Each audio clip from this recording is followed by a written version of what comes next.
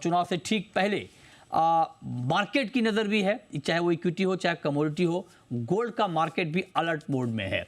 सवाल ये है कि चुनाव से पहले गोल्ड में क्या करें और चुनाव के बाद मार्केट में होगा क्या, इसी पर हम बात करेंगे। बातचीत के लिए हमारे साथ मेहमानों का एक खास पैनल है। हमारे साथ जुड़ रहे हैं चिराग सेठ साहब मेटल फोकस के, सुरेंद्र मेहता हैं सेक्रेटरी हैं इब्जा के, मनोज जैन है पृथ्वी फिनमार्ट के, और जतिन त्रिवेदी हैं एलकेपी सिक्योरिटीज़ के। तो आप सभी का बहुत बहुत स्वागत है।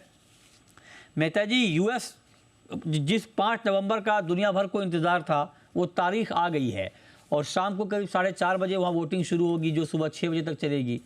उसके बाद नतीजों की प्रक्रिया शुरू होगी। नतीजों में थोड़ा डिले भी हो सकता है, अगर क्लोज फाइट हुआ, कुछ रिकाउंटिंग हुई तो नतीजों में थोड़ी देरी की संभावना भी जताई जा रही है। और बहुत कांटे की टक्कर है, क्लोज फाइट है, स्विंग स्टेट में बहुत कांटे की टक्कर है। तो पहले तो आप ये बताएं कि आप जो मार्केट का बिहेवियर है इसको देखकर क्या आउटकम का अंदाज लगाया जा रहा है? देखिए मृत्युंजय जी, जो सबसे इंटरेस्टिंग बात है वो ये है कि ट्रम्प क्या बात करते हैं और हैरिस ने क्या बात की है। ट्रम्प कहते हैं कि मैं टैक्स को कम कर दूंगा और हैरिस कहती है कि मैं कॉर्पोरेट टैक्स को बढ़ा दूंगी। यदि टैक्स कम होता है, यूएस में टैक्सेशन बहुत ज्यादा है, अगर टैक्स कम कर देते हैं, ट्रम्प जीत जाते हैं और टैक्स को कम करते हैं, तो उनकी आर्थिक हालत तो ऑलरेडी बहुत ही खराब है। वो ऑलरेडी लगभग 36 ट्रिलियन डेट के ऊपर बैठे हुए हैं। $1,000 बिलियन तो हर साल का उनको इंटरेस्ट चुकाना पड़ता है और उसके बावजूद भी वो टैक्स कट की बात करते हैं। तो ऐसी स्थिति में होगा क्या? पूरा यूएस और कंगाली की राह पर जाएगा, और यदि वो कंगाली की राह पर जाता है तो अल्टीमेटली यही होगा कि गोल्ड के दाम बढ़ेंगे। यदि हैरिस जीतती है तो वो कहती है मैं टैक्स रेट बढ़ा दूंगी, लेकिन यदि आप पूरे इनकी पार्टी का जो इतिहास देखेंगे पिछले 1 साल का, तो आप देखिए पिछले 1 साल में ये अपनी आर्थिक स्थिति को ज्यादा मजबूत भी नहीं कर पाए। इससे बेहतर रोल तो फेड ने प्ले किया है। फेड ने बहुत ही मजबूती के साथ इंटरेस्ट रेट को घटाने की शुरुआत की, इतना इन्फ्लेशन होने के बावजूद भी। लेकिन आप देखिए, इन पिछले सिर्फ 1 साल का रिकॉर्ड देखिए, अंतरराष्ट्रीय मार्केट में सिल्वर 59% अप, गोल्ड लगभग 44% अप। मैं अंतरराष्ट्रीय मार्केट की बात कर रहा हूँ। बॉन्ड यील्ड 3.6 से 4.73 के बीच में घुमा, अब 4.3 है। डॉलर इंडेक्स 100 से 106 के बीच में घुमा, 104 के आसपास अभी है। तो आप यदि पिछले 1 साल का इन लोगों का यदि आप इतिहास देखें, तो कमला हैरिस की सरकार ने भी कोई किसी भी प्रकार का ये जो डेट घटाना होता है, जो एक देश की आर्थिक हालात को मजबूत करना है, उसके स्तर पर कुछ नहीं कर पाए। तो मेरे हिसाब से यदि इन दोनों में से कोई भी जीतता है, इससे इससे उस देश की आर्थिक हालत सुधरने वाली नहीं है। और मेरा मानना यह है कि हमें जब गोल्ड और सिल्वर का हम एनालिसिस करें तो इनकी जीत का एक टेम्पररी इफेक्ट 100 से $160 का आ सकता है, लेकिन उससे ज्यादा इसका कोई इफेक्ट आने वाला नहीं है, बिकॉज अल्टीमेटली जो फाइनेंशियल फिगर हैं वो चेंज नहीं हुए। ये आप इम्पैक्ट कह रहे हैं, ये गिरावट वाला इम्पैक्ट कह रहे हैं, मतलब 100 से $150 दाम गिर सकते हैं, आप ये कह रहे हैं हाँ नेता जी? हाँ जी।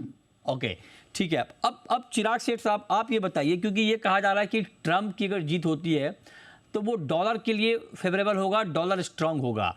तो अगर ऐसा होता है, ट्रम्प जीतते हैं, डॉलर मजबूत होता है, तब क्या कोई बड़ा करेक्शन आ सकता है गोल्ड में? इसकी संभावना आपको दिख रही है? देखिए मतलब जैसा आपने कहा कि ट्रम्प अगर आते हैं तो डॉलर स्ट्रेंथ होगा, क्योंकि मार्केट का फिर से फोकस जो ट्रेड वॉर की तरफ हो जाएगा, जो ट्रम्प ने अपने पहले प्रेसिडेंशियल टर्म में किया था, जहां पे प्रोटेक्शनिज्म लेके आए थे। हालांकि एक बहुत ही इंपॉर्टेंट चीज जो सुरेंद्र भाई ने कही वो है यूएस फिस्कल पॉलिसी के ऊपर। एक चीज जो कॉमन है दोनों के बीच में कि कोई भी आए, आइदर ट्रम्प आए या हैरिस आए, यूएस फिस्कल डिटोरेशन है वो कंटिन्यू रहेगा और उसका कहीं over the medium to long term फायदा गोल्ड को होगा।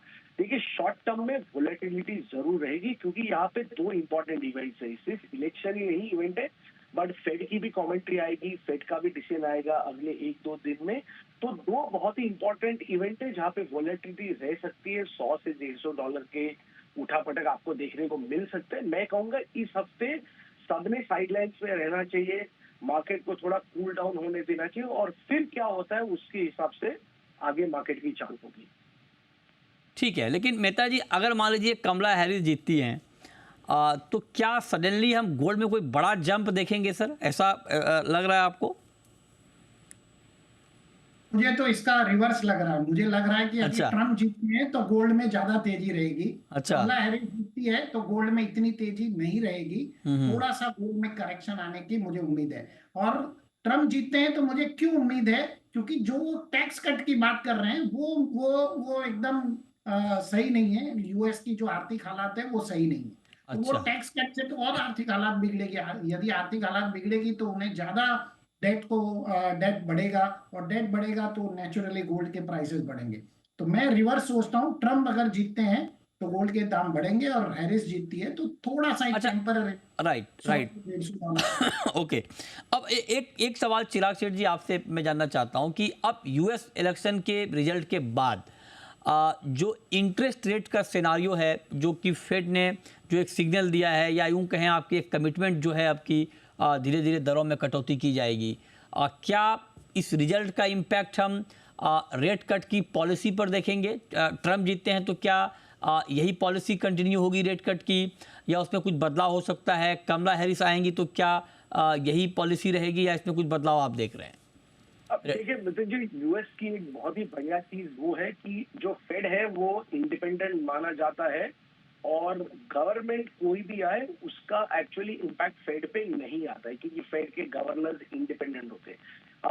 एक जो कंटिन्यूटी हमें लगती है वो है कि इंटरेस्ट रेट कट का जो सिनेरियो है ये बरकरार रहेगा।